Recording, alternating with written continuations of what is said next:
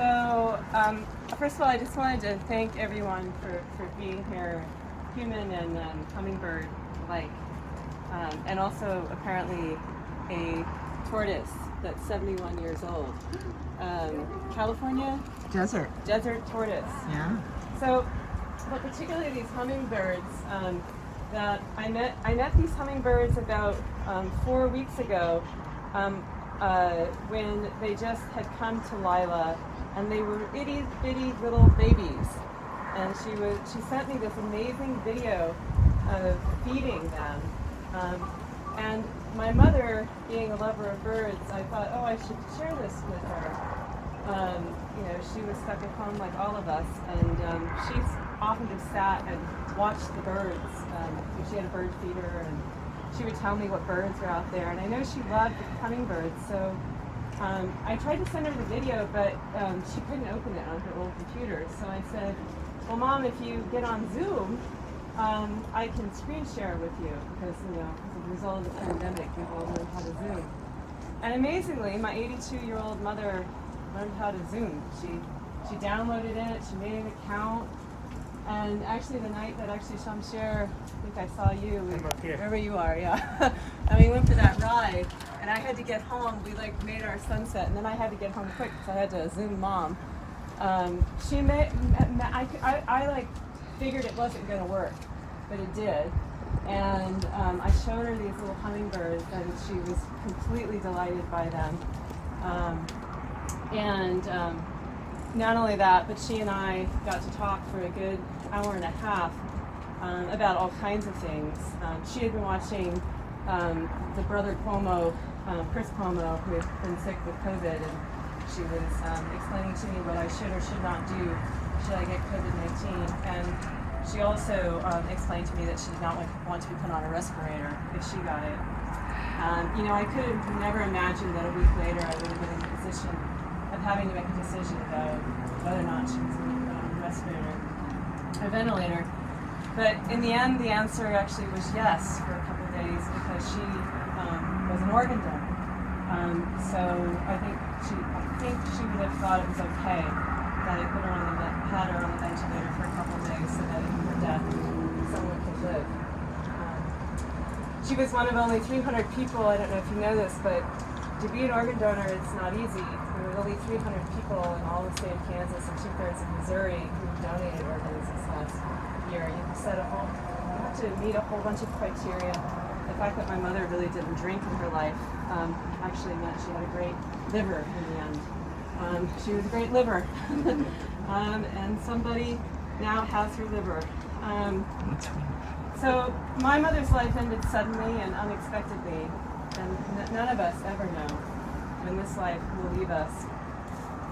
But just as we never know when life is going to suddenly leave us, we also never quite sure when life might emerge bursting forth in need to be let free, like these little hummingbirds. That's the short notice for today's ceremony. We're really here on hummingbird time, not human time. These hummingbirds, Lila told me, Jenny, we're going to have to release them because they're bugging each other, and they want to get out into the world.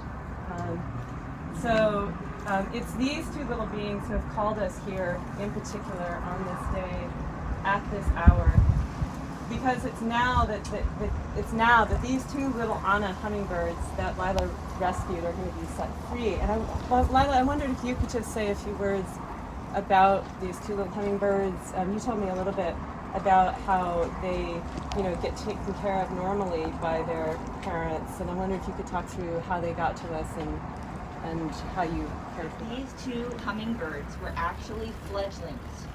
When hummingbirds are old enough to leave the nest, they jump out not knowing how to fly. And for several days, they're practicing flight, and the parents are going crazy trying to track each baby and feeding them every 20 minutes. The first way that they learn to fly is horizontal along the ground. So that protects them and gives them the ability to get away from predators. And they make this high-pitched peeping noise that attracts the parents so they can come and feed them. The really important part of flight, though, is being able to go up. And as a result, that takes about 4 or 5 days for them to really figure out how to do it. And all this time, while they're practicing flight for several weeks, actually, after they jump out of the nest, the parents are running around like crazy, feeding them.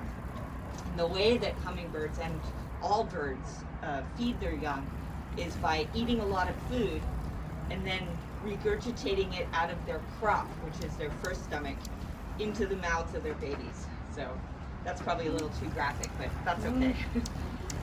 So you can imagine how breathless these adult birds are, listening for the peeping of their young as they explore the world, right? Sometimes when they're flying around and they haven't figured out how to go up yet, they will land in terrible places like the middle of the street. Or in one of these birds actually was found in the middle of the street with oncoming traffic on its way and was scooped up by a family in Oakland, and they brought her to me. Another one was found here in San Francisco, but both of these little fledglings, it wasn't possible to reunite them with their parents because they didn't know where the parents were, so they brought them to me, and they have to be fed every 20 minutes or they'll die. They have to eat, what is it, we eat 1,500 calories a day, humans. Hummingbirds have to eat 15,000 calories a day in order to have the energy to fly the way that they do. And those babies actually needed to eat more than that because they're putting on muscle mass, they're still growing. So it was fun feeding them the way the mothers would, with a syringe down into their crop for a little while, every 20 minutes during the day. And then eventually they started eating out of little dishes that I made little paper flowers to attract them. And then to encourage them to fly up, I put in these syringes full of nectar the way that a flower would be. And I knew they were ready to be released because they were both regularly eating out of those syringes. And then they were also taking great delight in flying over each other when one of them was sitting and batting the sitting one with their tail feathers, which would instigate arguments. And so I thought, okay, these guys are ready to go. So I have to say that throughout this pandemic, even before my mother died, I felt supported by our whole block, really. Katie, who instigated the community gardening, and Lila, our socially distanced community gardening, and Lila would join us, and that's when Lila told me about these hummingbirds.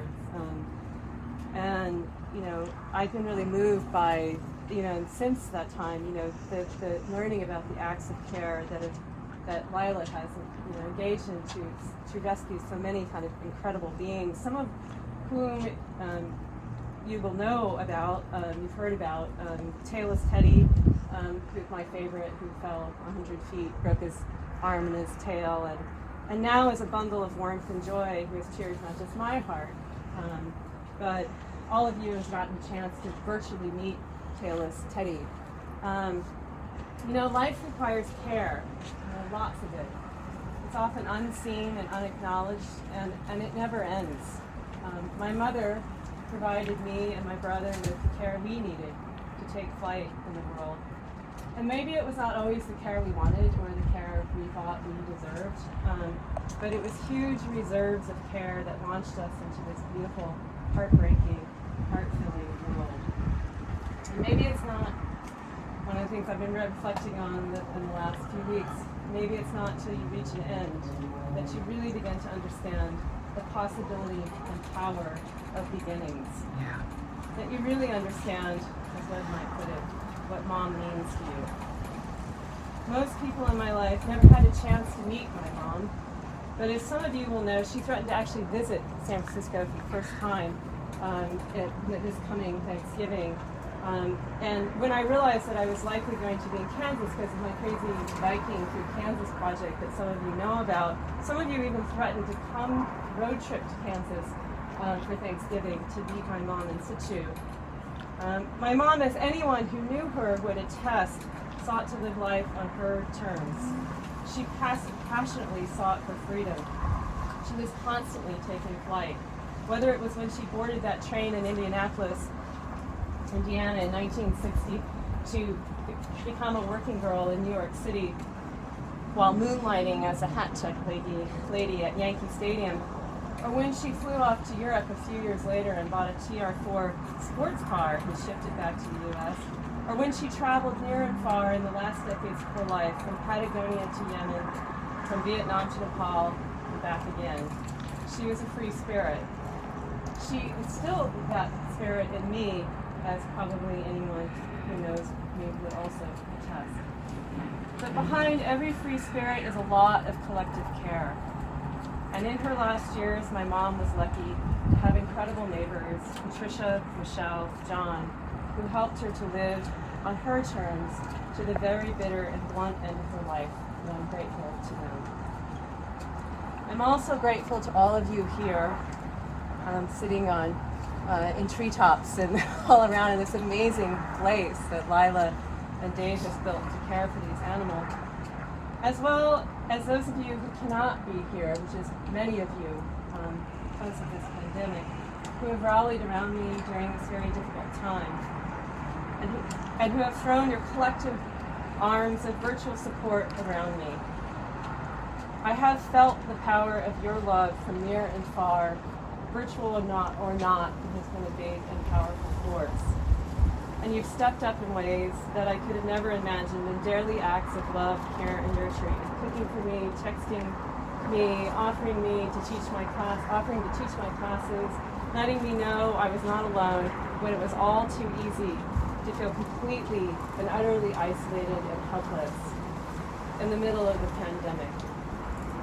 Whether from 6 feet or 6,000 miles away, your love has been a powerful force that has buoyed me through these days, some of the darkest of my life. And I'm so very grateful to Lila, both for caring for these little hummingbirds that brought joy to my mother in the final days of her life, and for sharing with me and her a bit of the joy of caring for wild spirits, of which I would consider my mother, wherever they may be and whatever their state of need.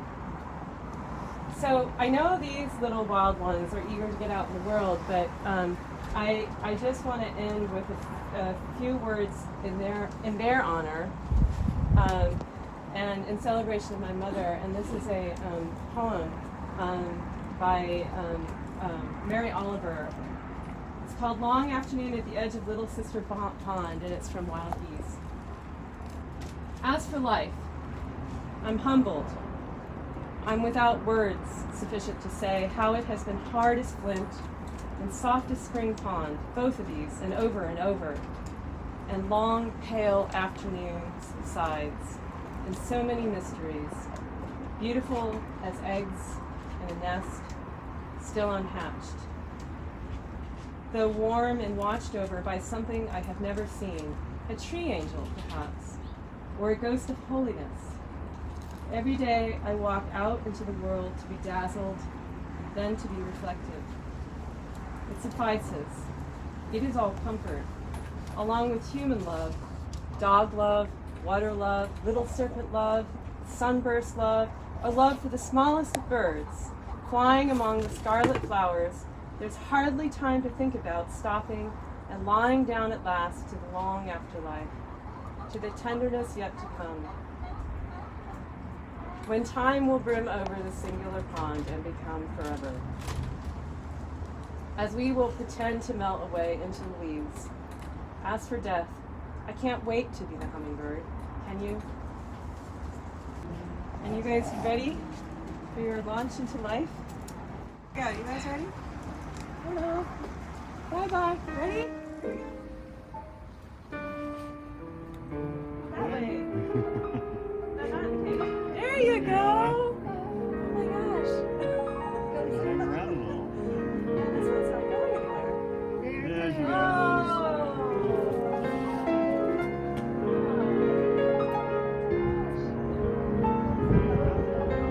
Yeah, this one's not going anywhere.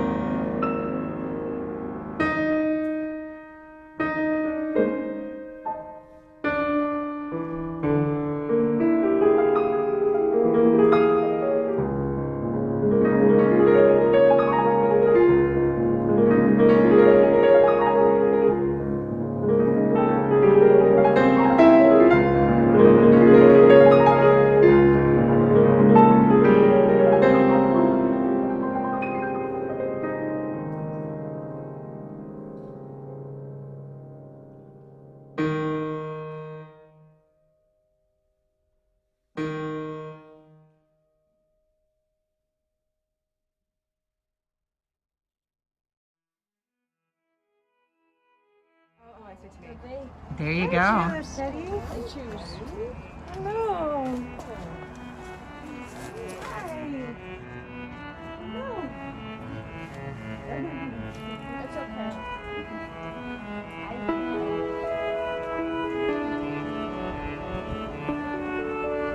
This is Teddy's first time going outside. It is. Wow. I Yeah. think Teddy's eyes are brown. Squirrels generally have brown